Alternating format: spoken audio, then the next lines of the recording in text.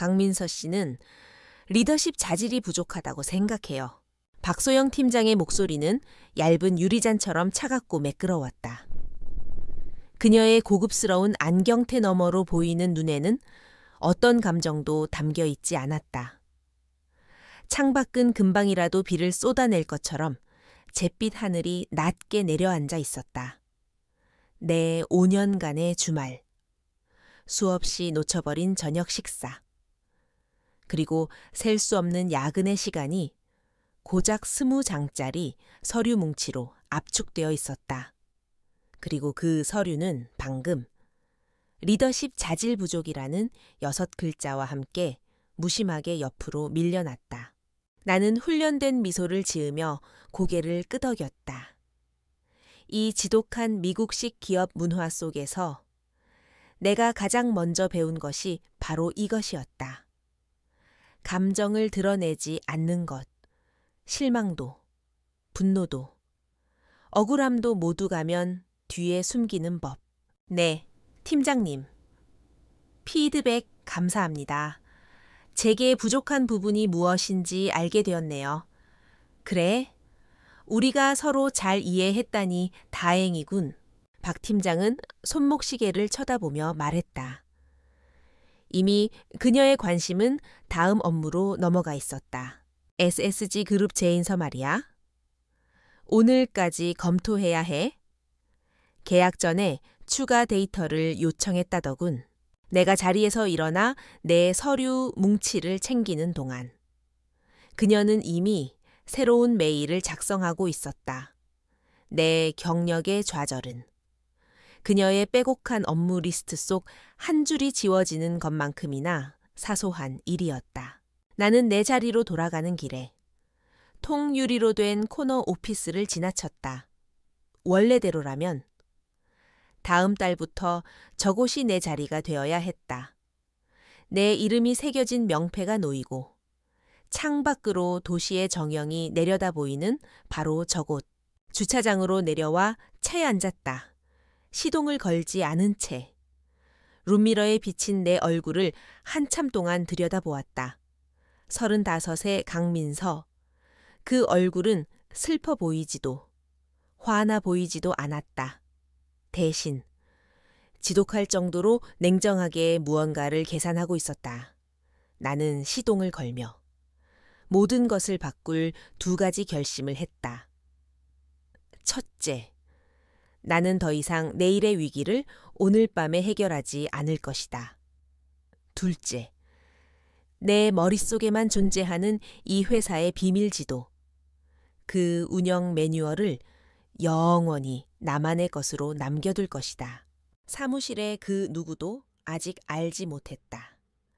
그들이 완벽하다고 믿는 이 거대한 시스템이 이제 보이지 않는 하나의 지렛대를 잃고 서서히 무너지기 시작했다는 것을. 내 이름은 강민서? 그리고 바로 오늘 그 회의 전까지 나는 엔테크에서 가장 신뢰받는 직원이었다. 가장 뛰어나거나 연봉이 가장 높은 직원은 아니었지만 다른 이들이 스포트라이트를 받으며 공을 차지하는 동안 보이지 않는 곳에서 모든 것이 멈추지 않고 굴러가게 만드는 사람이었다. 나는 본래 신중하고 꼼꼼한 성격에 시스템과 절차에 대한 거의 초인적인 기억력을 가지고 태어났다. 5년 전 내가 이 회사에 처음 합류했을 때 내가 물려받은 것은 그야말로 재앙의 폐허였다. 전임 팀장이 경영진과의 불화 끝에 갑작스럽게 퇴사하면서 모든 업무 지식을 가지고 사라져버린 것이다. 문서화된 자료도, 인수인계 노트도, 심지어 중요한 시스템에 접근할 비밀번호조차 없었다. 부서는 대혼란에 빠졌다. 고객들은 서비스 장애에 대해 항의했고 누구도 해결 방법을 알지 못했다. 나는 입사 첫날부터 3개월간 매일 자정까지 사무실에 남아 시스템의 역설계에 매달렸다. 오래된 엑셀 시트에 암호를 해독하고 이메일 더미를 뒤져 고객 히스토리를 복원했으며 흩어져 있던 코드 조각들을 맞춰 나갔다. 그 과정에서 나는 이 회사의 가장 치명적인 아킬레스건을 발견했다. 바로 이중 데이터 브리지라 불리는 낡은 시스템이었다. 10년도 더 된 레거시 시스템과 최신 클라우드 플랫폼을 억지로 연결해 놓은 누더기 같은 다리. 회사의 모든 핵심 데이터, 특히 가장 큰 고객인 SSG 그룹의 판매 및 재고 데이터가 매일 그 다리를 통해 오가고 있었다. 공식 매뉴얼은 있었지만 수많은 땜질식 업데이트를 거치면서 아무도 그 실제 작동 방식을 이해하지 못했다. 오직 나만이. 수많은 밤을 새워가며 그 시스템의 모든 변덕과 숨겨진 오류, 그리고 비공식적인 해결책들을 파악해냈다. 나는 그렇게 알아낸 모든 것을 나만의 매뉴얼로 만들어 상세하게 기록했다. 색상 코드로 구분하고 상황별로 인덱스를 만들어 꼼꼼하게 정리했다. 하지만 그 매뉴얼은 내 개인 노트북에만 존재했다. 아무도 나에게 그것을 요구하지 않았고 나 역시 굳이 먼저 공유할 필요를 느끼지 못했다. 박소영 팀장은 내가 구축한 이 안정적인 시스템 위에서 편안하게 자신의 경력을 쌓아 올렸다. 그녀는 내가 밤새 해결한 데이터, 동기화 오류를 다음 날 아침 임원 회의에서 우리 팀의 선제적인 위기관리 능력이 돋보인 사례라며 멋지게 포장했다. 그녀는 나에게 이런 시스템의 세부 사항을 배울 필요가 없었다. 내가 모든 것을 너무나 매끄럽게 처리해주고 있었으니까. 강민서 씨는 타고난 문제 해결사야. 그녀는 내 인사평가 때마다 그렇게 말했다. 그리고 그 칭찬 뒤에는 언제나 나의 기여돼 턱없이 못 미치는 아주 겸손한 수준의 연봉 인상이 뒤따랐다. 최근 우리 회사는 SSG 그룹과 연간 수백억 원에 달하는 대규모 계약을 따냈다. 그 계약에 기술적인 토대를 마련한 것은 바로 나였다. 나는 그들의 해외 지사 시간대에 맞추기 위해 새벽까지 깨어 있었고 그들의 복잡한 물류 시스템을 이해하기 위해 수백 페이지에 달하는 자료를 독파했다. 박 팀장은 그 과정에서 정확히 3번의 회의에 참석했다. 주로 분기별 임원 평가 회의에서 자신의 공을 자랑하기 위해서였다. 나는 매일 아침 7시 반에 출근했다. 9시에 출근하는 박 팀장이 그날의 이슈를 파악하기 전에 먼저 시스템을 점검하고 예상되는 문제점들을 정리한 요약 보고서를 작성해 그녀의 책상 위에 올려두기 위해서였다. 그리고 매일 저녁, 나는 진행 중인 모든 프로젝트에 대한 포괄적인 업데이트 현황을 메일로 보냈다. 그 사이사이 나는 다른 누군가가 연기를 감지하기도 전에 보이지 않는 곳에서 수많은 불씨들을 껐다. 승진이 거절된 다음 날 아침, 내 안에 무언가가 바뀌었다. 나는 9시 반이 아닌 정확히 9시에 사무실에 도착했다. 어떠한 요약 보고서도 작성하지 않았다. 나는 오직 나에게 직접적으로 수신된 이메일에만 답장했고 참조로 걸린 나머지 메일들은 무시했다. 한 협력 업체와의 스케줄 충돌로 위기가 발생했을 때 나는 평소처럼 직접 해결하는 대신 관련된 구매팀에 정식으로 문제를 이관했다. 점심시간이 되기 전에 3명의 동료가 혼란스러운 얼굴로 내 자리에 찾아왔다.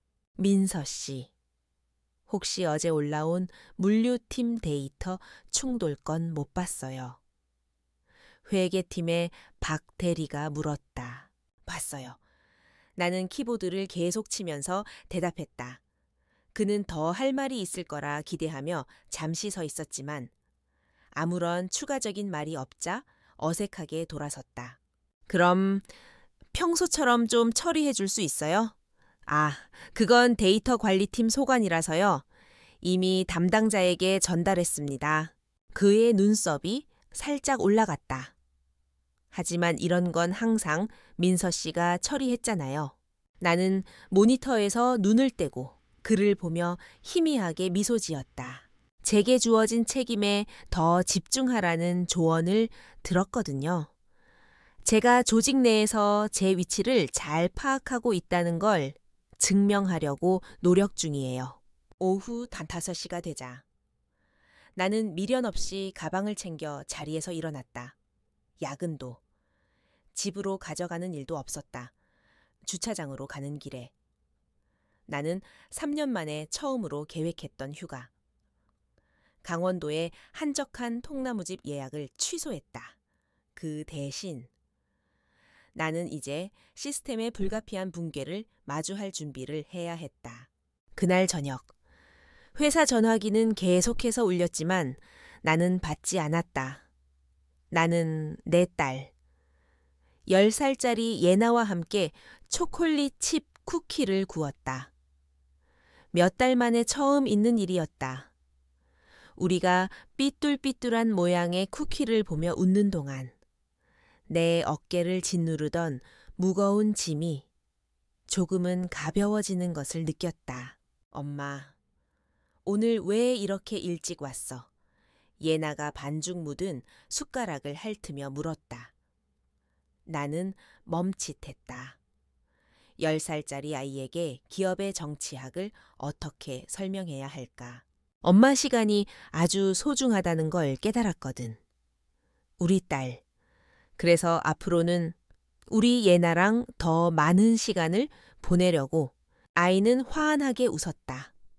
내일도 쿠키 만들까 나는 약속했다. 조리대 위에서 끊임없이 진동하는 회사 휴대폰의 존재를 애써 무시하며 다음 날 아침 사무실에는 이미 균열의 징후가 보이고 있었다. SSG 그룹에서 긴급 요청이 들어와 있었다. 그들의 프로모션 계획에 변경이 생겼고 오직 나만이 그 미묘한 차이를 이해하고 시스템에 적용할 수 있는 변경 사항들이었다. 박 팀장은 내가 늘 작성해주던 상세한 가이드라인 없이 팀을 이끌려 했지만 금세 한계에 부딪혔다. SSG 커스터마이징 관련 절차 노트 어디 있어? 그녀가 오전 10시 반쯤 창백한 얼굴로 내 자리에 나타나 물었다. 공용 드라이브에 있습니다. 나는 명랑하게 대답했다. 고객사 폴더 안에요. 지난달 부서 회의 때 공유 드렸습니다. 거기에 파일이 수백 개나 있잖아. 정확히 어떤 파일이야?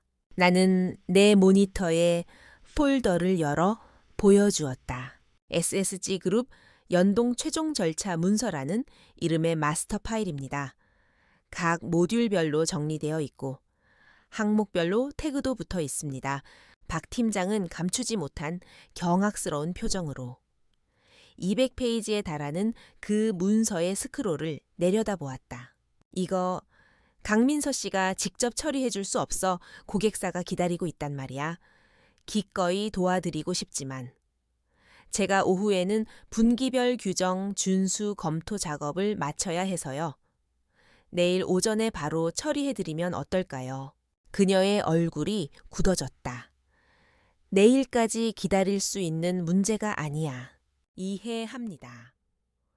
그럼 규정 준수 검토 일정을 미룰까요? 그건 오늘 마감으로 규제기관에 제출해야 하는 보고서인데요. 그녀는 대답 없이 돌아섰다. 그녀의 하이힐 소리가 복도를 따라 또각또각 신경질적으로 울려 퍼졌다. 나의 조용한 방역은 이제 막 시작되고 있었다. 박 팀장이 떠난 사무실에는 어색한 정적이 흘렀다. 동료들은 파티션 너머로 힐끔힐끔 나를 쳐다보았다. 그들의 시선에는 호기심과 약간의 불안감이 섞여 있었다. 평소의 나라면 어떻게든 상황을 수습하기 위해 동분서주하고 있었을 것이다. SSG 그룹 담당자에게 전화를 걸어 양해를 구하고 야근을 해서라도 해결책을 찾아냈을 것이다. 하지만 나는 그러지 않았다. 나는 내 자리에 앉아. 조금 전 박 팀장이 지시했던 분기별 규정 준수 검토 보고서 작업을 시작했다. 그것은 공식적으로 나에게 주어진 업무였고 오늘까지 마감해야 하는 일이었다.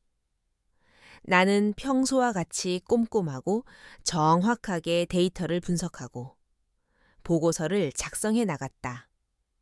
키보드를 두드리는 내 손가락은 흔들림이 없었다. 내 마음속 폭풍과는 달리 내 손끝은 놀라울 정도로 침착했다. 그것이 나의 새로운 행동 강령이었다. 나는 게으름을 피우거나 태업을 하는 것이 아니었다. 나는 그저 나에게 주어진 역할과 책임을 계약서에 명시된 그대로 정확하게 수행하고 있을 뿐이었다. 그 이상도, 그 이하도 아니었다. 오후가 되자 사무실의 공기는 조금씩 달아오르기 시작했다. 작은 불씨들이 여기저기서 피어올랐다. 마케팅팀의 한 대리가 나에게 메신저를 보내왔다. 민서 씨, 죄송한데 지난달 신규 가입자 연령대별 통계 자료 좀 뽑아주실 수 있을까요? 보고서에 급하게 필요해서요. 평소 같으면 5분 안에 처리해줬을 일이었다. 하지만 나는 답장했다. 안녕하세요. 해당 데이터는 표준 데이터 추출 요청 절차에 따라 신청해 주시기 바랍니다. 양식은 사내 인트라넷 자료실에 있습니다. 그리고 나는 그의 팀장과 데이터 관리팀장을 참조로 추가했다. 잠시 후 그에게서 네, 알겠습니다. 라는 멋쩍은 답장이 돌아왔다. 그 간단한 요청이 이제 최소 반나절이 걸리는 공식적인 절차를 밟아야 한다는 사실에 그는 당황했을 것이다. 얼마 지나지 않아 내 모니터 구석에서 작은 시스템 경고창이 깜빡였다. 레거시 시스템과 클라우드 플랫폼 간의 마이너 동기화 오류였다. 늘 있던 일이었고 내가 2, 3분 안에 조용히 해결하던 문제였다. 하지만 나는 경고창을 캡처해서 사내 IT 헬프데스크에 정식으로 티켓을 등록했다. 오류 현상 데이터 브리지 동기화 지연, 긴급도 중간. 나는 내 의무를 다했다. 문제를 발견하고 보고했다. 그것을 해결하는 것은 이제 IT팀의 몫이었다. 그 티켓이 다른 수많은 티켓 더미 속에서 몇 시간을 기다리게 될지는 내 알 바 아니었다. 오후 3시쯤 박 팀장이 다시 내 자리로 왔다. 그녀는 애써 미소를 지으며 말했다. 강민서 씨, 미안한데 내일 아침 임원 회의 발표 자료 준비 좀 도와줄 수 있어. 내가 오늘 SSG 건 때문에 정신이 없어서. 그것은 명백히 그녀 자신의 업무였다. 평소 같으면 나는 군말 없이 네, 알겠습니다라고 대답하고 밤늦게까지 야근을 했을 것이다. 하지만 나는 내 모니터에서 눈을 떼지 않은 채 대답했다. 죄송합니다. 팀장님, 지금 규제기관에 제출할 보고서 마감 때문에 시간이 없습니다. 이 보고서는 오늘 퇴근 전까지 완료해야 하는 일이라서요. 내 정중하지만 단호한 거절에. 그녀의 미소가 순간 굳어졌다. 그녀는 잠시 나를 노려보다가 아무 말 없이 돌아섰다. 정확히 오후 6시. 나는 컴퓨터를 끄고 가방을 챙겼다. 사무실의 동료 몇몇이 믿을 수 없다는 듯 나를 쳐다보았다. 야근이 일상인 이 사무실에서 정시 퇴근은 거의 반역과도 같은 행위였다. 특히나 오늘처럼 문제가 산적한 날에는 더욱 그랬다. 나는 그들의 시선을 뒤로 하고 미련 없이 사무실을 나섰다. 아파트 주차장에 차를 세우고 집으로 올라갔다. 현관문을 열자 학교를 마치고 돌아온 딸 예나가 달려나와 나를 와락 껴안았다. 엄마 오늘 진짜 일찍 왔네. 아이의 목소리에는 숨기지 못하는 기쁨이 가득했다. 나는 아이의 머리를 쓰다듬으며 웃었다. 그랬지 엄마가? 오늘부터는 우리 예나랑 저녁 같이 먹으려고 일찍 왔지. 그날 저녁 우리는 정말 오랜만에 식탁에 마주 앉아 함께 저녁을 먹었다. 나는 더 이상 휴대폰으로 회사 메일을 확인하지 않았고 머릿속으로 내일의 업무 계획을 세우지도 않았다. 나는 온전히 예에게 집중했다. 아이의 학교 생활 이야기, 친구 이야기, 좋아하는 아이돌 그룹 이야기에 귀를 기울였다. 엄마, 오늘 엄마는 휴대폰 한 번도 안 본다 예나가 신기하다는 듯 말했다. 그리고 계속 웃고 있어. 아이의 말에 가슴이 찡했다. 그동안 내가 얼마나 아이에게 무심했는지, 내 일에 대한 집착이 아이의 시간을 얼마나 많이 빼앗아 왔는지 깨달았다. 저녁을 먹고 우리는 함께 설거지를 했다. 그리고 소파에 나란히 앉아 예나가 좋아하는 예능 프로그램을 보며 마음껏 웃었다. 조리대 위에 놓인 회사 휴대폰이 몇 번이고 진동했지만 나는 돌아보지 않았다. 그 진동은 이제 나와는 상관없는 세상의 소음일 뿐이었다. 예나를 재우러 방에 들어갔을 때 아이가 나에게 물었다. 엄마, 무슨 좋은 일 있어? 응, 오늘 엄마는 되게 편안해 보여. 나는 아이의 이마에 입을 맞추며 말했다. 엄마가 아주 중요한 걸 깨달았거든. 세상에서 가장 소중한 건 회사에서 인정받는 게 아니라 우리 예나랑 이렇게 함께 있는 시간이라는 거. 아이는 내 품에 안겨 스르르 잠이 들었다. 아이의 고른 숨소리를 들으며 나는 지난 몇 년간 내가 무엇을 위해 그토록 치열하게 살았는지 생각했다. 승진, 성공, 인정, 그런 것들이 정말 나에게 행복을 가져다 주었을까? 아니었다. 그것들은 나를 얽매는 족쇄였고 내 삶을 갉아먹는 독이었다. 예나가 잠든 것을 확인하고 거실로 나왔다. 나는 잠자리에 들기 전 딱 한 번만 확인하기로 마음먹고 회사 휴대폰을 집어들었다. 화면을 켜는 순간 나는 실소했다.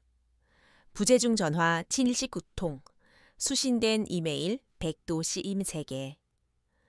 메신저는 붉은색 숫자 9찡가리 주시고 우팔스를 띄우며 폭발 직전이었다. 이메일 제목들은 절박했다. 긴급 SSG 데이터 전송 오류, 확인 요망 서버, 로그 분석 요청, 필독 물류팀 시스템 장애건. 모두 내가 평소라면 이미 처리했을 문제들이었다. 박 팀장에게서는 거의 협박에 가까운 메시지가 와 있었다. 강민서 씨, 지금 회사에 심각한 문제가 생겼어. 당장 전화 받지 않으면 내일 각오하는 게 좋을 거야. 예전의 나라면. 이 화면을 보는 순간 심장이 철렁 내려앉고 죄책감과 책임감에 당장이라도 옷을 챙겨 입고 회사로 달려갔을 것이다. 하지만 지금의 나는 아무런 감정도 느껴지지 않았다. 그저 먼 산의 불을 구경하는 사람처럼 무심하고 평온했다. 나는 휴대폰을 다시 조리대 위에 뒤집어 놓았다. 그리고 불을 끄고 내 침실로 향했다. 침대에 눕자. 기분 좋은 피로감이 몰려왔다. 지난 몇 년간 단 하룻밤도 편히 자본 적이 없었다. 늘 일에 대한 불안감과 압박감에 시달리며 얕은 잠을 잤다. 하지만 오늘 밤은 달랐다. 나는 내일 아침 사무실에서 나를 기다리고 있을 혼란과 비난을 생각했다. 하지만 이상하게도 두렵지 않았다. 오히려 아주 희미한, 잔인한 기대감마저 느껴졌다. 균열은 이제 시작되었다. 아주 작은, 눈에 보이지 않는 실금들. 하지만 나는 알고 있었다. 아주 작은 균열이라도. 방치하면 결국 거대한 댐을 무너뜨린다는 것을. 그리고 나는 그 모든 과정을 가장 가까이에서 가장 또렷하게 지켜볼 생각이었다. 나는 아주 오랜만에 깊고 평온한 잠에 빠져들었다. 다음 날 아침, 사무실의 공기는 전날보다 한층 더 무겁게 가라앉아 있었다. 밤새 해결되지 않은 문제들이 유령처럼 사무실 곳곳을 떠돌아다녔다. 사람들은 저마다의 모니터 앞에서 끙끙 앓는 소리를 냈고 간간이 깊은 한숨 소리가 들려왔다. 나는 어김없이 9시 정각의 자리에 앉았다. 그리고 어제 하던 규정 준수 보고서에 마지막 검토 작업을 시작했다. 주변의 혼란스러운 분위기는 마치 다른 세상의 일처럼 느껴졌다. 나는 나만의 성벽을 쌓고 그 안에서 고요하게 내 일을 할 뿐이었다. 동료들은 이제 더 이상 나에게 도움을 청하러 오지 않았다.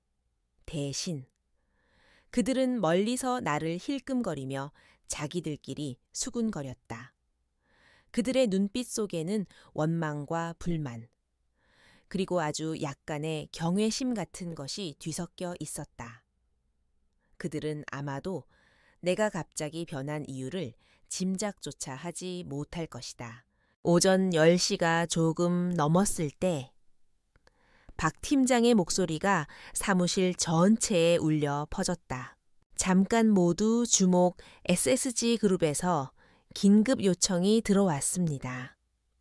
다음 주부터 시작되는 연말 대규모 프로모션에 필요한 핵심 고객 데이터 분석 보고서를 오늘 오후까지 전달해 달라고 합니다. 사무실의 모든 시선이 일제히 내게로 향했다. SSG 그룹의 긴급 데이터 요청. 그것은 지난 몇 년간 오직 나만이 처리해왔던 나의 고유 영역이었다. 그것은 단순한 데이터 추출 작업이 아니었다. 이중 데이터 브리지의 불안정한 특성 때문에 매번 수동으로 코드를 수정하고 여러 단계의 검증 절차를 거쳐야만 하는 고도의 집중력과 경험이 필요한 일이었다. 박 팀장은 의도적으로 나를 쳐다보지 않고 팀원들을 향해 말했다. 이번 건은 우리 팀의 역량을 보여줄 좋은 기회라고 생각합니다. 특히 젊은 직원들에게는 좋은 경험이 될 겁니다. 김 대리와 이 주임이 책임지고 진행하도록 하세요. 필요한 자료는 강민서 씨가 작년에 만들어둔 매뉴얼을 참고하고 그녀는 나를 완벽하게 배제했다.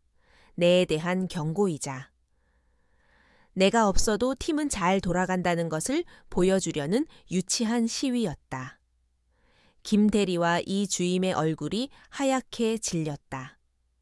그들은 그 매뉴얼이 얼마나 현실과 동떨어져 있는지, 그 작업이 얼마나 위험한 것인지 누구보다 잘 알고 있었다. 하지만 팀장의 지시에 누구도 토를 달 수는 없었다. 나는 아무 말 없이 내 모니터만 바라보았다. 마치 강 건너 불구경하듯 두 사람은 곧바로 작업에 착수했다. 그들의 자리에서는 다급한 마우스 클릭 소리와 간간이 터져 나오는 작은 탄식 소리가 들려왔다. 나는 그들이 어떤 실수를 저지르고 있는지, 앞으로 어떤 재앙이 닥칠지 손바닥 보듯 훤히 알고 있었다.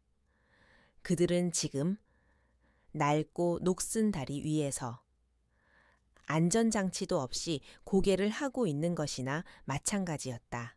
점심시간이 지났을 무렵 예상했던 첫 번째 문제가 터졌다.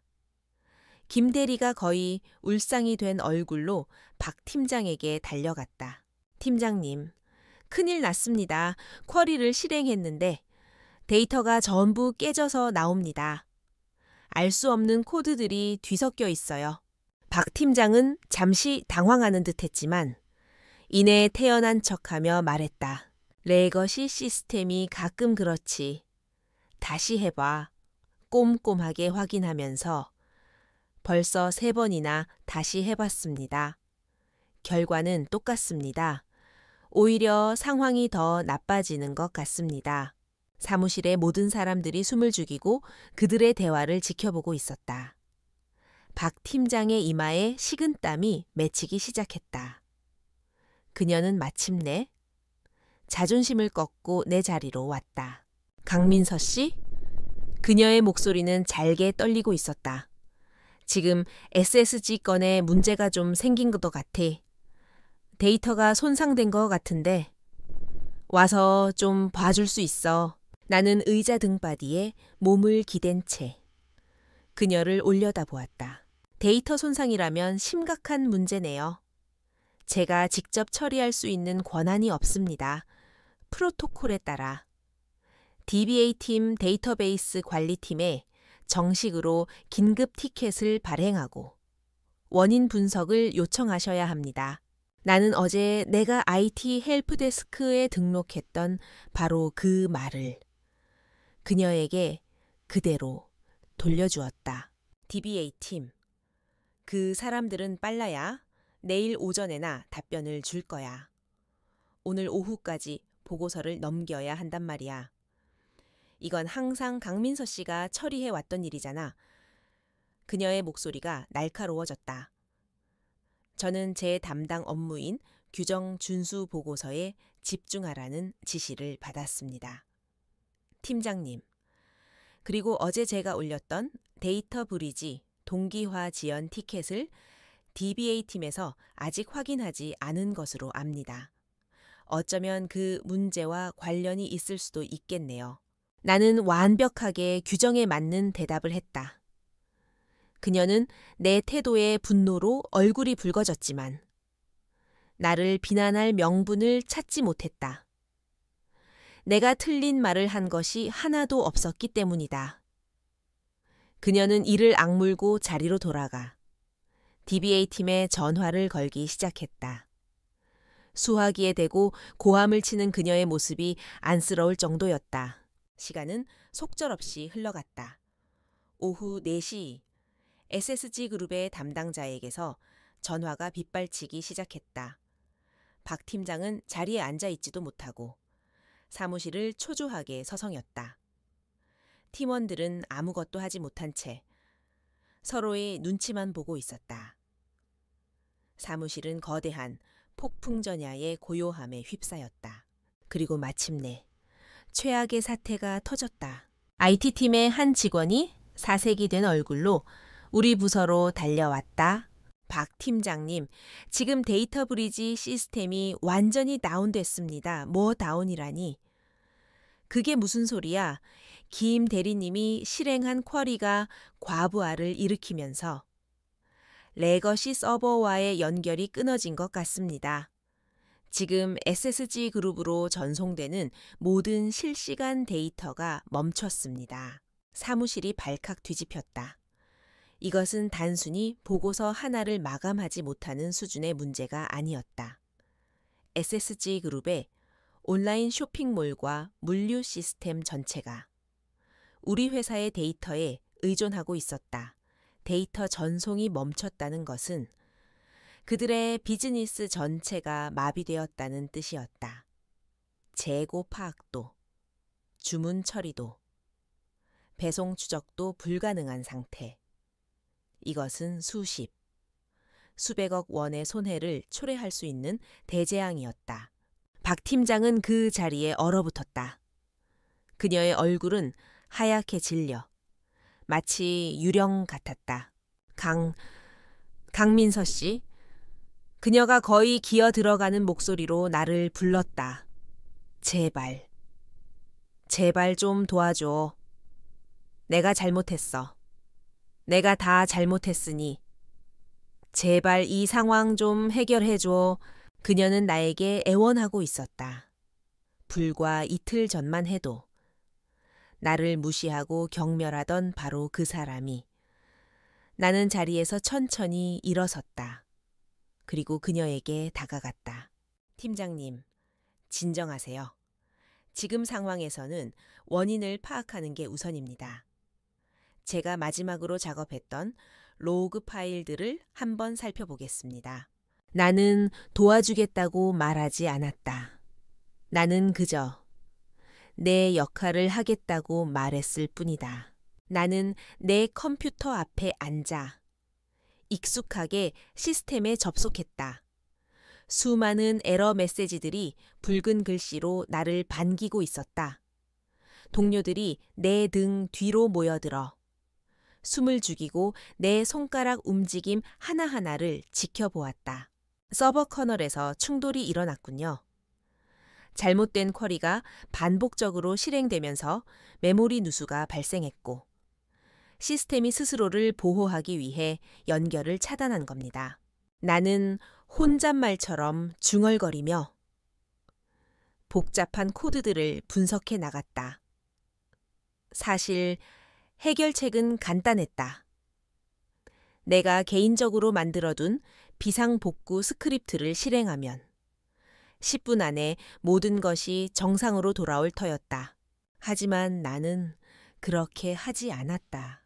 대신 나는 가장 정석적인 방법으로 문제에 접근했다. 우선 시스템을 안전 모드로 재부팅해야 합니다. 그리고 손상된 데이터 로그를 백업한 뒤 커널 충돌의 원인이 된 쿼리 프로세스를 강제로 종료시켜야 합니다. 이 모든 과정은 최소 3시간 이상 소요될 것으로 보입니다. 내 말에 뒤에서 지켜보던 김 대리가 절망적인 목소리로 말했다. 3시간이요? 그때는 이미 SSG 그룹에서 계약 해지를 통보하고도 남을 시간이에요. 나는 그를 돌아보며 말했다. 이것이 공식적인 복구 절차입니다. 제 임의대로 시스템을 조작했다가 더 큰 문제가 발생하면 책임은 누가 집니까? 내 말에는 한치의 틀림도 없었다. 나는 내 책임을 다하고 있었다. 다만 평소보다 훨씬 더 철저하게. 규정과 절차에 따라서 오후 6시가 되었다. 사무실은 전쟁터를 방불케 했지만 나는 자리에서 일어났다. 먼저 퇴근하겠습니다. 내 말에 모든 사람들이 경악스러운 표정으로 나를 쳐다보았다. 박 팀장이 다급하게 외쳤다. 지금 퇴근하겠다고? 이 상황에서? 네. 제 공식적인 업무 시간은 6시까지입니다. 그리고 지금 이 문제는 제가 야근을 한다고 해서 해결될 문제가 아닙니다. DBA 팀과 시스템 엔지니어들의 협조가 필요합니다. 저는 내일 아침 9시에 다시 출근해서 제 자리에서 제가 할 수 있는 일을 하겠습니다. 나는 가방을 챙겨 들고 유령처럼 굳어있는 사람들을 지나쳐 사무실을 나섰다. 아무도 나를 막지 못했다. 사무실 문이 닫히는 순간 등 뒤에서 들려오는 아비규환의 소리들을 들으며 나는 희미하게 미소 지었다.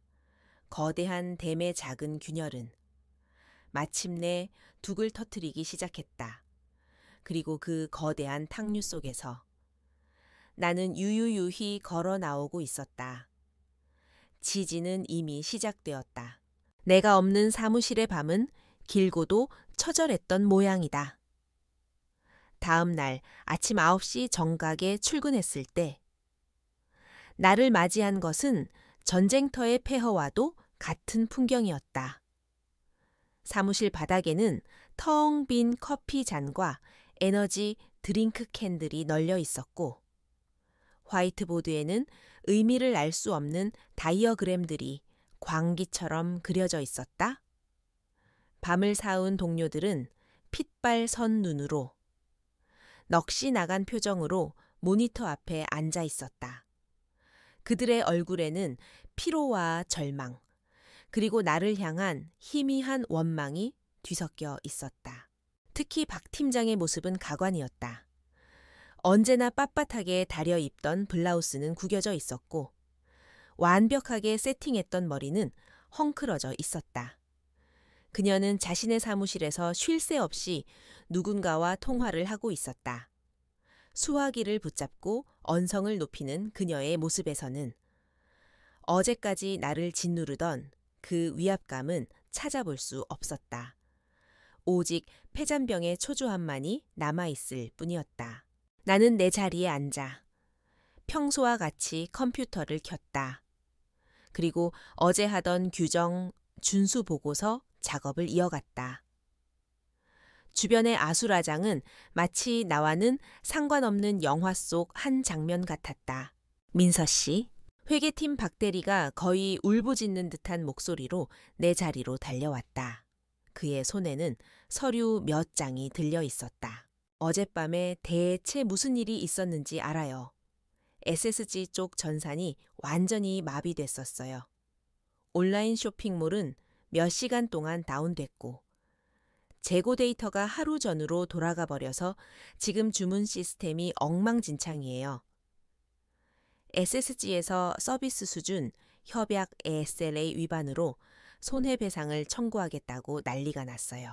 나는 그의 말을 묵묵히 들었다. 그리고 담담하게 대답했다. 정말 큰일이네요. 고생 많으셨겠어요? 고생이 문제가 아니에요. 지금 이 시간에도 피해액이 눈덩이처럼 불어나고 있단 말이에요. 어젯밤에 왜 전화를 안 받았어요? 모두가 민서 씨만 기다렸는데 그의 목소리에는 노골적인 비난이 담겨 있었다. 제 업무 시간은 어제 오후 6시에 끝났습니다. 박 대리님. 그리고 제 개인 휴대폰으로 오는 업무 연락에 응답해야 할 의무는 제 계약서에 명시되어 있지 않습니다. 내 냉정한 대답에 그는 할 말을 잃은 듯 입을 뻐끔거렸다. 나는 다시 모니터로 시선을 돌렸다. 저는 지금 제게 주어진 공식적인 업무를 처리하는 중입니다. 어제 발생한 시스템 장애 건은 어젯밤 IT팀에서 공식적으로 위기 대응팀을 소집했을 거라고 생각합니다. 저는 제가 할 수 있는 분석 내용을 이미 티켓에 모두 기록해 두었고요. 나는 모든 것을 규정과 절차의 방패 뒤에 숨어 방어했다. 그들이 지난 5년간 나에게 강요하고 동시에 스스로는 무시해왔던 바로 그 규칙들이었다. 사무실의 분위기는 시간이 갈수록 험악해졌다. 서로에게 책임을 떠넘기는 고성이 오갔고 박 팀장은 임원들에게 불려가 닥달을 당하는지 몇 번이나 얼굴이 흙빛이 되어 자리로 돌아왔다. 오전 11시 마침내 그녀가 폭발했다. 그녀는 내 자리로 성큼성큼 걸어와 내 책상을 손바닥으로 내리쳤다. 강민서, 그녀가 내뱉은 날카로운 외침에 사무실의 모든 소음이 순간 멎었다. 지금 장난해. 이 모든 게 당신 때문에 벌어진 일이잖아. 당신이 일부러 깽판을 치고 있다는 거. 내가 모를 줄 알아, 팀장님? 말씀이 지나치시네요. 나는 의자에 앉은 채로 차분하게 그녀를 올려다보았다. 저는 제게 주어진 업무를 하고 있을 뿐입니다.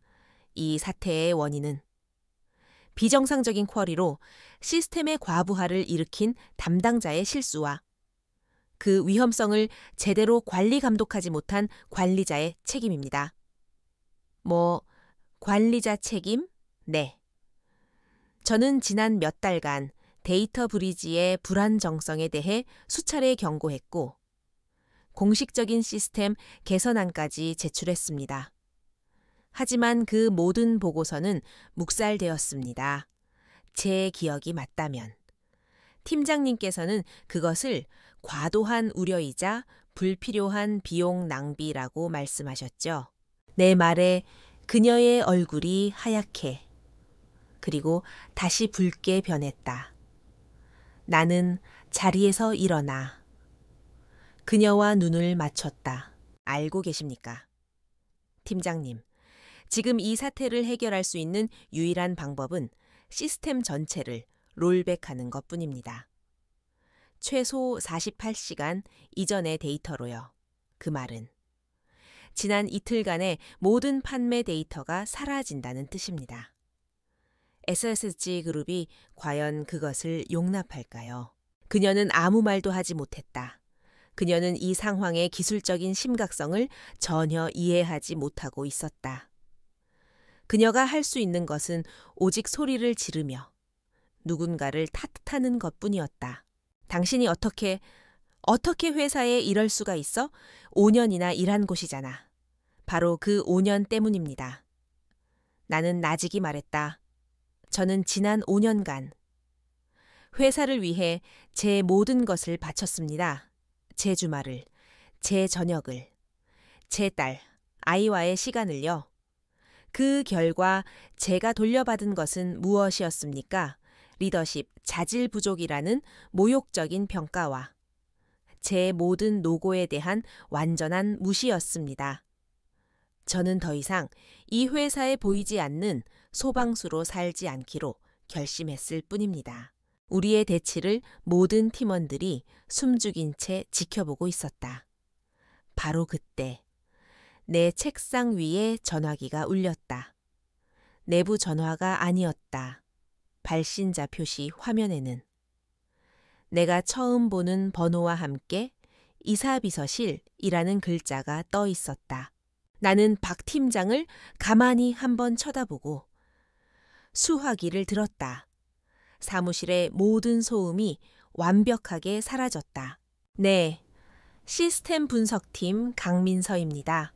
강민서 씨, 안녕하십니까? 저는 최진혁 이사님 비서실입니다. 이사님께서 지금 즉시 15층 대회의실에서 뵙기를 원하십니다. 목소리는 간결하고 권위가 있었다. 거절은 용납하지 않겠다는 뉘앙스였다. 네, 알겠습니다. 바로 올라가겠습니다. 나는 수화기를 내려놓았다. 그리고 내 노트북과 개인 매뉴얼이 담긴 태블릿 PC를 챙겨 들었다. 내가 자리에서 일어나자 모세의 기적처럼 사람들이 길을 비켜주었다. 박 팀장은 여전히 내 자리에 서서 만견자실한 표정으로 나를 바라보고 있었다. 그녀의 눈에는 분노 대신 처음으로 두려움이 서려 있었다. 나는 그녀를 지나쳐 회의실이 있는 15층으로 향했다. 엘리베이터가 올라가는 동안 나는 유리창에 비친 내 모습을 보았다. 조금 피곤해 보였지만 눈빛은 그 어느 때보다 차갑고 선명하게 빛나고 있었다. 대지진은 마침내 건물의 가장 높은 층까지 흔들기 시작했다.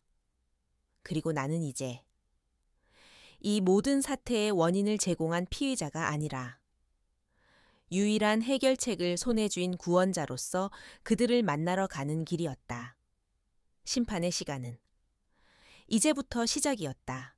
15층 이사실 복도는 아래층의 소란과는 다른 차갑고 무거운 침묵이 흐르고 있었다. 값비싼 대리석 바닥 위로 내 구두굽 소리가 유난히 크게 울렸다. 비서의 안내를 받아 도착한 대회의실 문은 굳게 닫혀 있었다. 그녀는 문을 노크하고 안에서 들려오는 나직한 목소리를 확인한 뒤 나를 위해 문을 열어주었다. 회의실 안은 거대하고 삭막했다. 거대한 원목 테이블 중앙에는 최진혁 이사가 앉아 있었고 그의 양옆으로 다른 임원 두엇이 굳은 표정으로 자리하고 있었다. 그리고 테이블의 가장 끝자리, 마치 죄인처럼 잔뜩 움츠린 박소영 팀장의 모습이 보였다. 그녀는 내가 들어서는 것을 보고는 시선을 피하며 고개를 푹 숙였다. 앉으시죠. 강민서 씨, 최진혁 이사가 턱짓으로 박 팀장 건너편에 빈자리를 가리켰다. 나는 조용히 자리에 앉아 노트북과 태블릿 PC를 테이블 위에 올려놓았다. 최 이사는 나를 바로 쳐다보지 않았다. 그의 시선은 여전히 박 팀장에게 고정되어 있었다. 그의 목소리는 분노를 억누른 듯 낮고 위압적이었다. 그래서 박 팀장, 다시 한번 말해보시죠. 현재 상황에 대한 팀장으로서의 공식적인 분석과 해결책은 무엇입니까? 박 팀장은 거의 울먹이는 목소리로 이미 몇 번이나 반복했을 법한 변명을 늘어놓았다. 시스템이 워낙 노후했고 담당 직원의 작은 실수가 지금 IT팀과 DBA팀의 협조를 요청해서 실수협조 요청 초의 이사가 그녀의 말을 잘랐다. 그의 목소리에는 이제 노골적인 경멸이 서려 있었다. 시스템이 낡았다는 건 10년 전부터 알던 사실이고 직원의 실수는 팀장의 관리 책임입니다. 나는 지금 변명을 듣자는 게 아닙니다. 이 사태를 책임지고 있는 관리자로서 당신의 분석과 대책을 듣고 싶다는 겁니다. 그것조차 없다면 당신은 더 이상 이 자리에 앉아 있을 자격이 없는 겁니다. 박 팀장은 더 이상 아무 말도 하지 못했다. 그녀는 그저 입술을 파르르 떨며 고개를 숙일 뿐이었다. 회의실 안에는 무거운 침묵이 흘렀다. 마침내 최 이사가 나를 향해 고개를 돌렸다. 그의 눈빛은 면도날처럼 날카로웠지만 이상하게도 그 안에는 비난이 아닌 순수한 의문이 담겨 있었다. 그는 비난할 대상을 찾는 것이 아니라 문제의 본질을 파악하고 싶어 하는 듯했다. 강민서 씨, 보고서를 보니 지난 2년간 이 데이터 브리지 시스템의 위험성에 대해 10번 이상 보고를 했더군요. 맞습니까? 네. 맞습니다. 이사님, 내가 아무것도 모른다고 생각하고 이 문제의 핵심을 설명해 주시죠.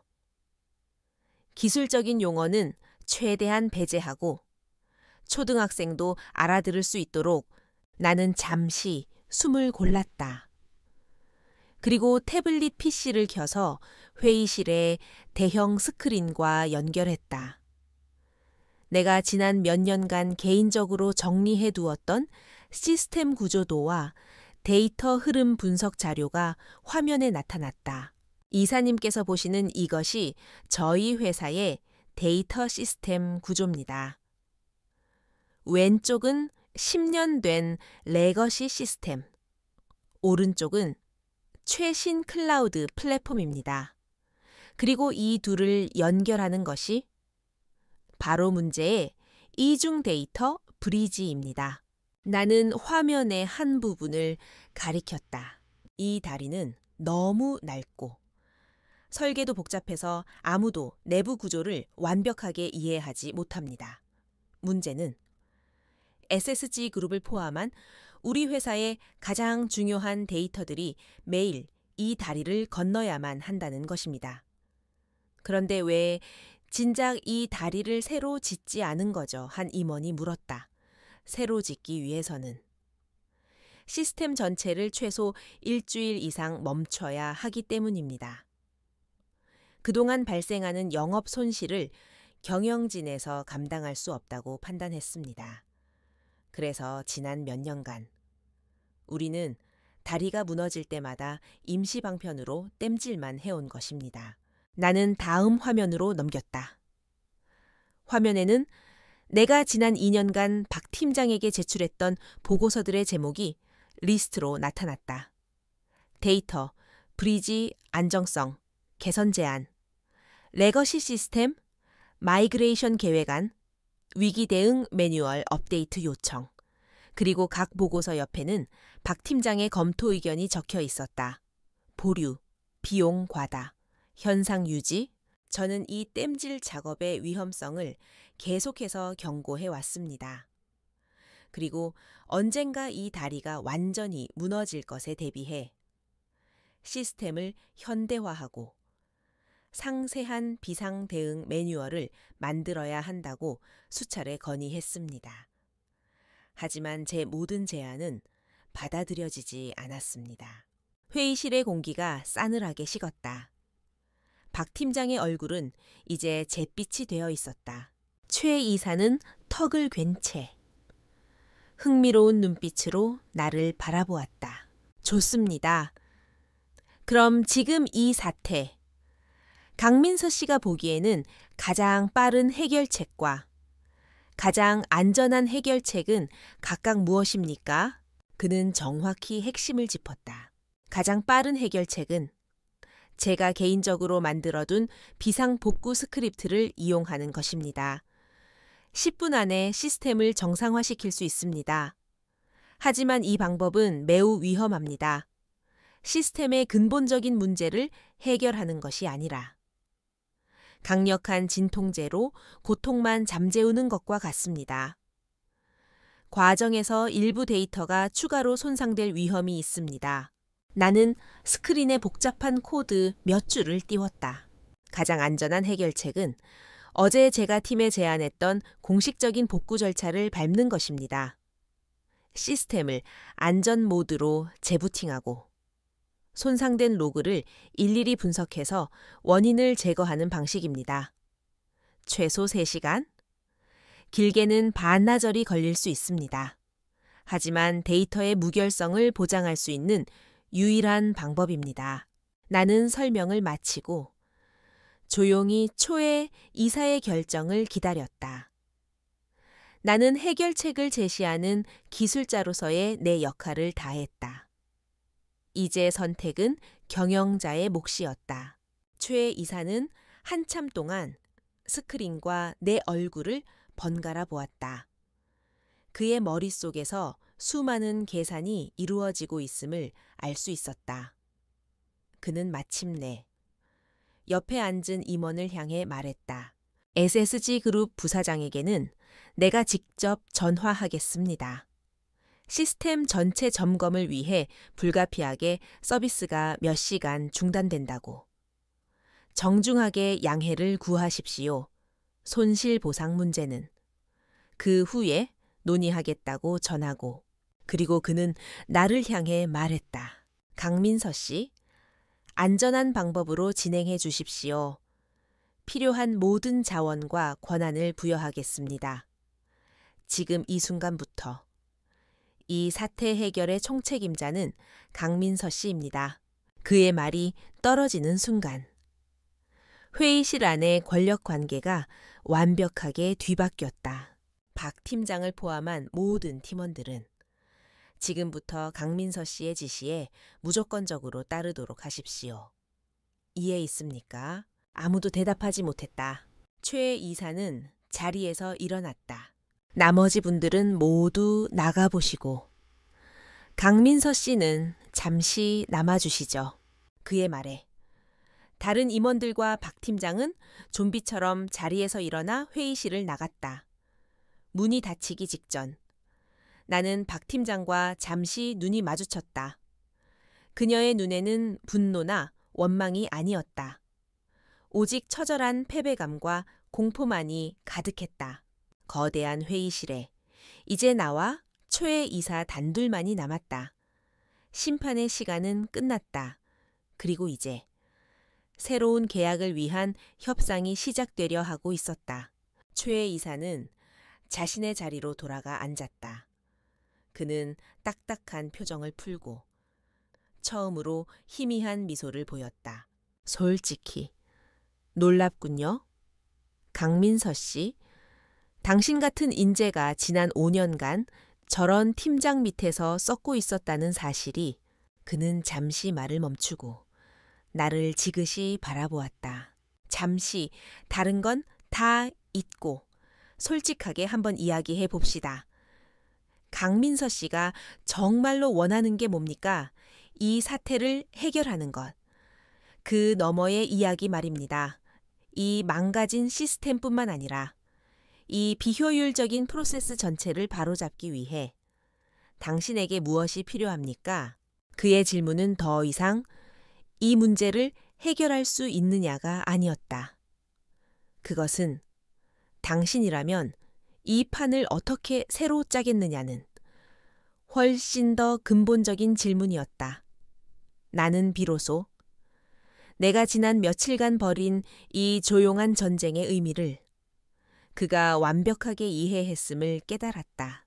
최진혁 이사의 질문은 거대한 회의실의 텅 빈 공간을 울렸다. 그는 내게 답을 재촉하지 않았다. 대신 깊고 진중한 눈빛으로 나의 입이 열리기를 기다려 주었다. 그것은 단순한 질문이 아니라 지난 5년간 누구도 나에게 던지지 않았던 나의 가치와 비전을 묻는 최초의 질문이었다. 나는 잠시 창밖을 내다보았다. 잿빛 하늘에서는 마침내 차가운 가을비가 내리기 시작했다. 제가 정말로 원하는 것을 말씀드리기 전에 나는 천천히 입을 열었다. 우리 회사가 가진 진짜 문제가 무엇인지 먼저 말씀드려야 할 것 같습니다. 나는 다시 태블릿 PC를 켰다. 이번에 화면에 띄운 것은 화려한 데이터 구조도가 아니었다. 그것은 빙산의 그림이었다. 우리 회사는 지금 이 빙산과 같습니다. 수면 위로 보이는 것은 SSG 그룹과의 계약 위기, 데이터 브리지의 붕괴 같은 즉각적인 문제입니다. 하지만 진짜 문제는 수면 아래에 잠겨있는 거대한 얼음 덩어리입니다. 나는 빙산의 수면 아래 부분을 가리켰다. 첫 번째 문제는 기술 부채, 테크니컬 뎁트를 방치하는 문화입니다. 우리는 언제나 새롭고 화려한 프로젝트를 따내는 데에만 급급했지. 그 모든 프로젝트를 지탱하는 핵심 인프라를 유지 보수하는 데에는 인색했습니다. 낡은 시스템을 개선하는 것은 비용으로 취급되었고 그 결과 우리는 오늘 이 거대한 이자를 지불하고 있는 겁니다. 두 번째 문제는 지식의 사일로화, 시로입니다. 나는 말을 이었다. 우리 회사는 저와 같은 소수의 영웅에게 의존합니다. 지식은 체계적으로 공유되거나 문서화되지 않고 특정 개인의 머릿속에만 존재합니다. 그 영웅이 회사를 떠나거나 혹은 저처럼 어느 날 갑자기 자신의 정해진 역할만 수행하기로 결심하면 시스템 전체가 붕괴합니다. 이것은 지속 가능한 모델이 아닙니다. 나의 진단은 냉정하고 객관적이었다. 거기에는 박 팀장에 대한 개인적인 원망이나 감정이 섞여 있지 않았다. 오직 회사의 미래를 걱정하는 한 명의 아키텍트로서의 분석만이 존재했다. 최 이사는 한참 동안 내 말을 경청했다. 그는 고개를 끄덕이며 깊은 생각에 잠긴 듯했다. 그리고 마침내 그는 결심한 듯 나를 바라보았다. 강민서 씨의 분석에 전적으로 동의합니다. 그리고 그 문제들을 해결할 적임자가 바로 당신이라는 것도 잘 알겠습니다. 그는 잠시 말을 멈추고 나에게 파격적인 제안을 던졌다. 저는 새로운 부서를 만들 생각입니다. 데이터 아키텍처 전략 본부, 회사의 모든 데이터 관련 의사결정을 총괄하고 미래 시스템의 청사진을 그리는 핵심 부서가 될 겁니다. 그리고 나는 그 본부장 자리에 강민서 씨를 임명하고 싶습니다. 본부장, 팀장도 아니고 본부장. 그것은 이사 바로 아래의 직급이었다. 당신은 더 이상 박 팀장이나 다른 누구에게도 보고할 필요가 없습니다. 오직 나에게만 직접 보고하게 될 겁니다. 연봉은 현재의 2배를 약속하겠습니다. 시스템 안정화와 현대화 프로젝트의 성과에 따라 막대한 규모의 성과급도 추가로 지급될 겁니다. 그것은 내 상상을 뛰어넘는 제안이었다. 지난 5년간의 억울함과 무시를 한 번에 보상받는 듯한 달콤한 제안. 심장이 세차게 뛰었다. 하지만 나는 애써 평정을 유지했다. 그리고 내가 지난 며칠간 머릿속으로 그려왔던 나의 마지막 카드를 꺼내 들었다. 이사님의 제안은 정말 파격적이고 감사합니다. 기꺼이 받아들이겠습니다. 나는 그의 눈을 똑바로 쳐다보며 말했다. 다만 2가지 조건이 있습니다. 최 이사의 눈썹이 흥미롭다는 듯 살짝 올라갔다. 첫 번째 조건은 제가 이끌게 될 새로운 본부에 향후 3년간의 독립적인 예산과 인사권을 보장해 주십시오. 저는 이 회사의 낡은 데이터 인프라를 처음부터 다시 설계하고 완벽하게 문서화된 새로운 시스템을 구축할 것입니다. 그리고 그 일을 해낼 최고의 팀을 제 손으로 직접 꾸릴 수 있는 완전한 권한을 원합니다. 이것은 자원과 자율성에 대한 나의 요구였다. 2번째 조건은 우리 회사 전체에 핵심 기술 지식 승계 계획을 의무적으로 도입하는 것입니다. 모든 중요 시스템에는 반드시 주 담당자와 부 담당자를 두어야 하며 모든 시스템 변경 사항은 배포 전에 중앙 지식 베이스에 의무적으로 기록해야 합니다. 이것이 모든 직원의 공식적인 역할 및 책임 R&R의 일부가 되어야 합니다. 이것은 문화의 변화에 대한 나의 요구였다.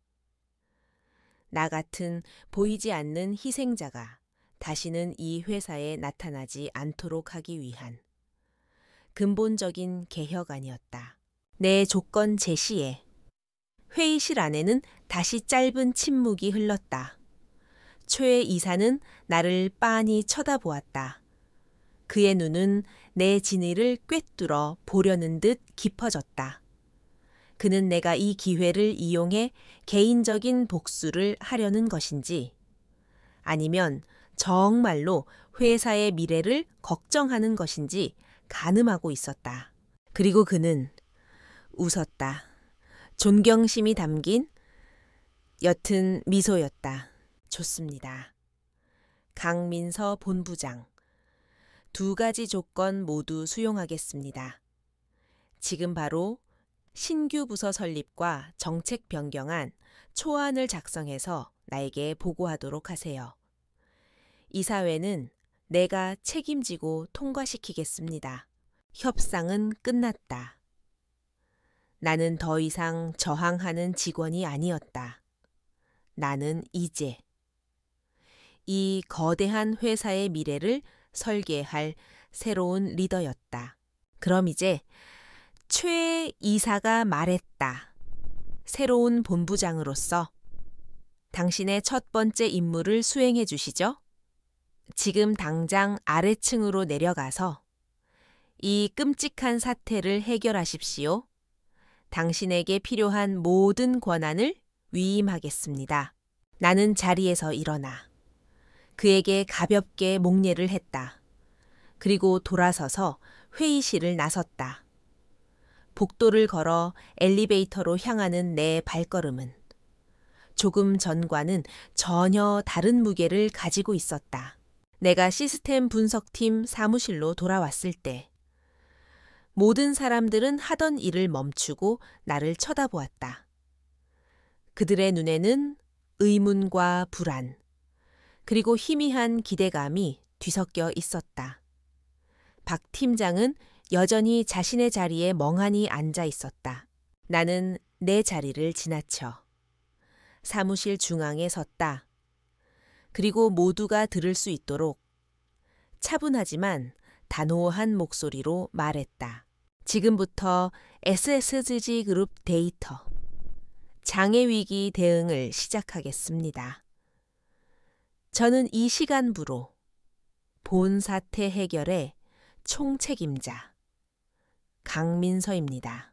나는 박 팀장을 포함한 모든 팀원들을 회의실로 소집했다. 그리고 내가 지난 밤새 머릿속으로 그려두었던 작전 계획을 화이트보드에 써 내려가기 시작했다.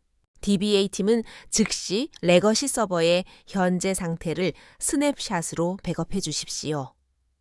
IT 인프라팀은 클라우드 플랫폼으로 향하는 모든 외부 트래픽을 임시 차단해 주십시오.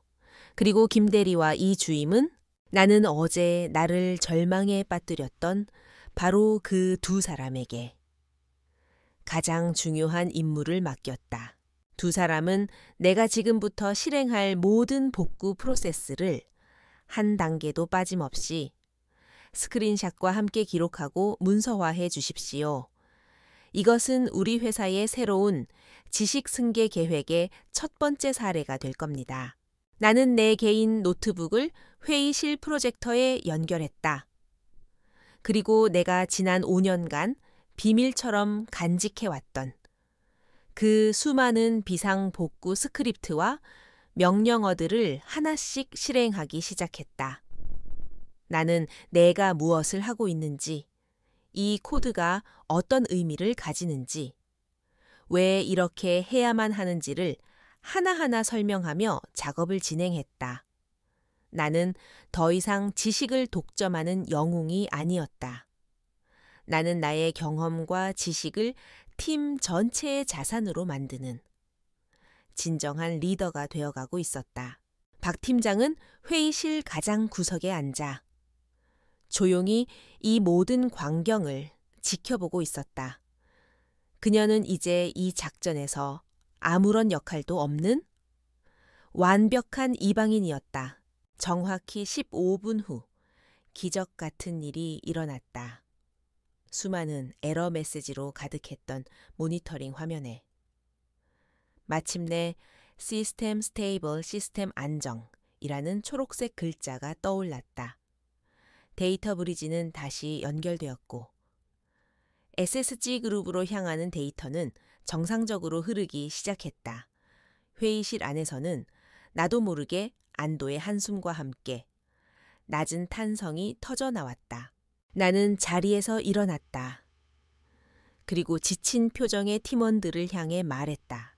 위기는 끝났습니다.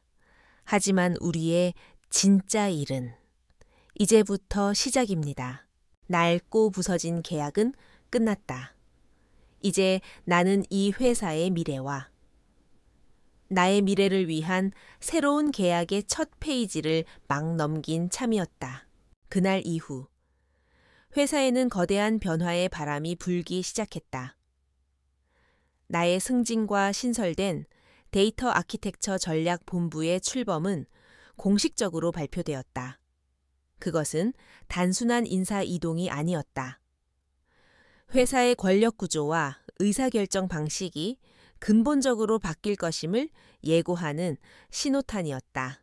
나의 첫 번째 임무는 새로운 팀을 꾸리는 것이었다. 나는 초의 이사에게 약속받은 완전한 인사권을 활용했다. 나는 더 이상 학력이나 경력이 아닌 숨겨진 실력과 잠재력을 기준으로 사람을 뽑았다. 나의 첫 번째 팀원은 놀랍게도 이번 사태의 원인을 제공했던 김 대리였다. 그는 비록 큰 실수를 저질렀지만 나는 그가 절망 속에서 밤을 새워가며 어떻게든 문제를 해결하려 애쓰던 모습을 보았다. 그는 기술적인 깊이는 부족했지만 책임감이 강하고 배우려는 의지가 있었다. 나는 그에게 새로운 기회를 주기로 했다. 김 대리님, 저와 함께 일해 주시겠습니까? 앞으로 우리가 할 일은 이 회사의 모든 낡은 다리를 부수고 처음부터 새로운 고속도로를 까는 일이 될 겁니다. 힘들고 고된 일이 되겠지만 3년 뒤에는 업계 최고의 데이터 전문가가 될 수 있도록 제가 책임지고 돕겠습니다. 그는 내 제안에 거의 울음을 터뜨릴 뻔했다. 그는 징계를 받는 대신 회사에서 가장 중요한 프로젝트의 핵심 멤버가 된 것이다. 나는 또한 IT 지원 부서에서 묵묵히 자신의 일을 하던 뛰어난 시스템 분석가 한 명을 스카우트했다. 그는 실력에 비해 제대로 된 평가를 받지 못하고 있던 사람이었다. 그리고 행정비서로 일하고 있었지만 누구보다 꼼꼼하고 논리적인 프로세스 개발 능력을 가지고 있던 여직원도 나의 팀으로 데려왔다. 우리는 그렇게 상처 입고 소외되었지만 잠재력으로 가득 찬 일종의 어벤져스 팀을 꾸렸다.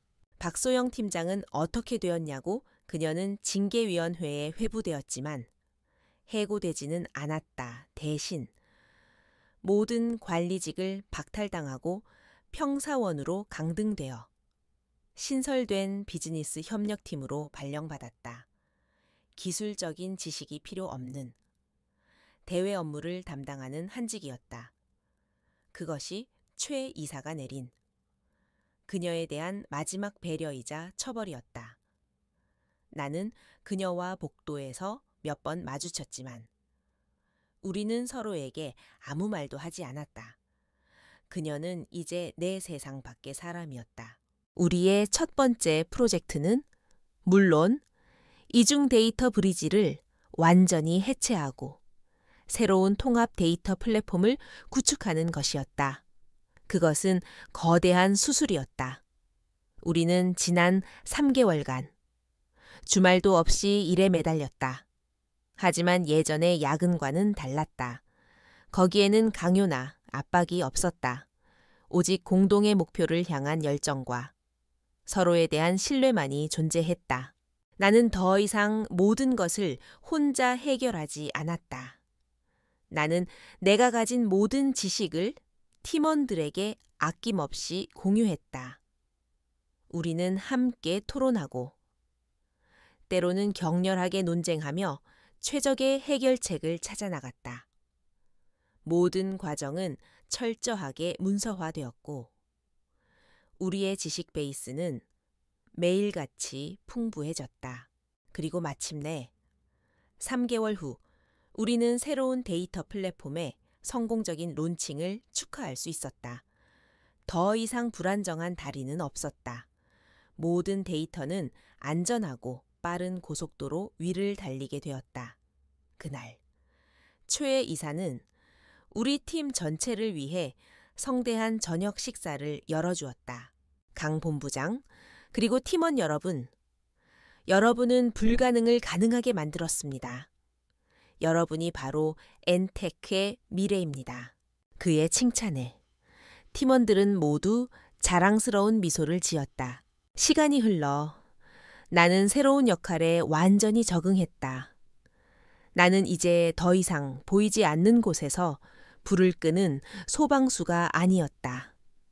나는 도시 전체의 화재 예방 시스템을 설계하는 도시 계획가에 가까웠다.